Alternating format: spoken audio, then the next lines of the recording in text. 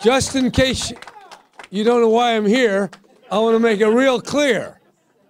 This is about the apple of your eye, Proposition 30. I'm really glad to be here with some San Francisco teachers and other people who represent ordinary Californians. I really appreciate the education that I've received in this city, and I want to make sure that it continues, that it does not become some relic of the past. We need in school not just standardized tests that come out of some Washington bureaucracy, but we also need arts programs, science programs, field trips, librarians, counselors, and if we really get lucky, maybe we might have a nurse or two that might be able to help us. This is a challenging campaign. California is going counter to the trend. Back there in Washington, you know, they have another way of seeing the world. They like to spend money they don't have. They like to wrangle all the time, and they get paralyzed because the two parties can't agree. California is the great exception. We have another way. When the two parties can't agree, we don't sit there and suck our thumbs. We go out and get an initiative. We go out and ask the people, sign a petition, and a million of them did, and that's how we got Proposition 30. And Proposition 30 is key to building our future. I say Proposition 30 is about jobs because it's about kids and teachers, and they produce the brains and the skills that make the jobs of the future possible. So Proposition 30 is about a lot of things. It's about kids. It's about teachers. It's also about the credit rating of California. It's about social harmony. It's about hope. And it's about those who've been most blessed to have an opportunity to give something back. And I want to say something about those who will pay the tax, those who make $500,000 a year. By the way, if a couple makes $500,000, they pay no income tax. It's only when they make money above $500,000. And if I asked any one of you, if I could guarantee you $500,000, would you pay 1% of all the extra money you earn that year? We got a close election. I believe we're ahead, but we can't be complacent. We don't have too many days left, and we need everyone to first make sure everybody's registered to vote.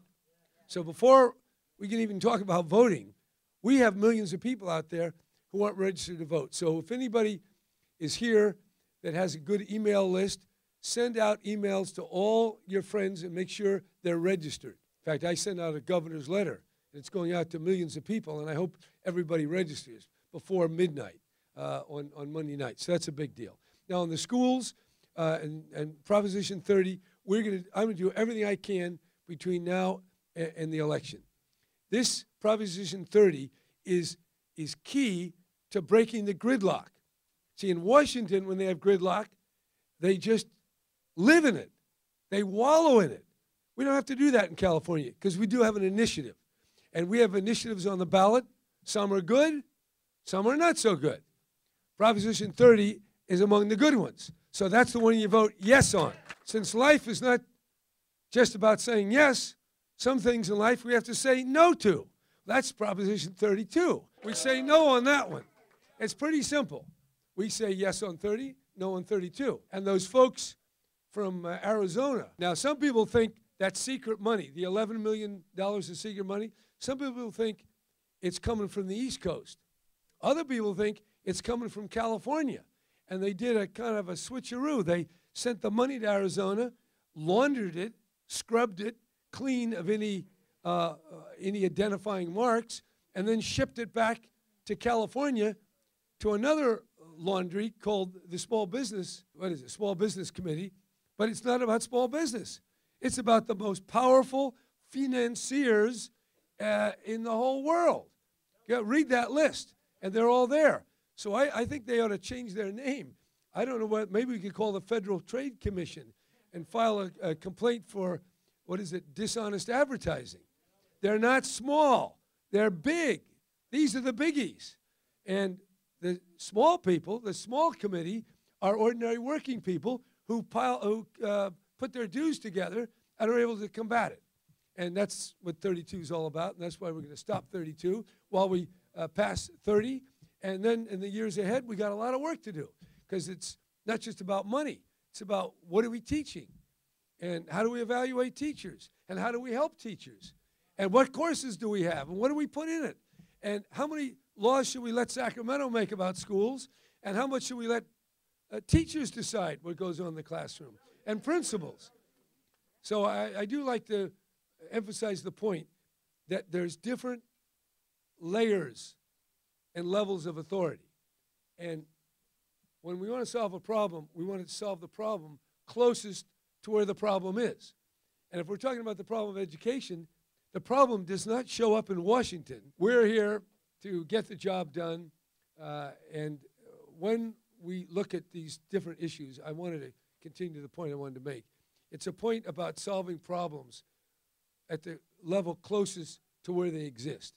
And there are a lot of people in Washington who like to tell you what to do in the classroom. Now, I think Washington, has got to deal with the wars or avoiding the wars. They got to deal with Social Security. They got to deal with Medicare. They got to deal with Amtrak. They got to deal with you name it. But now, when it comes to writing questions for third graders, I think maybe they ought to leave that to somebody a little closer to third graders. I also think, now we also had it in Sacramento, we have the same thing. There are more laws on education than, there's just more laws than there are school districts. There's a lot of them. So you have to be careful on what you have Sacramento do. Now they got a role, which I'm not going to talk about today. But then below that, you have the school district. The school district has a lot of rules, and they're doing stuff. And then you get down to the principal. And then maybe you got an academic dean or something. Then finally, you get to the teacher. Well, that's kind of the forgotten person in this whole education story. Everybody thinks they know more. As we all know, everybody went to school. So everybody thinks they know how to teach, or they think they know something about education.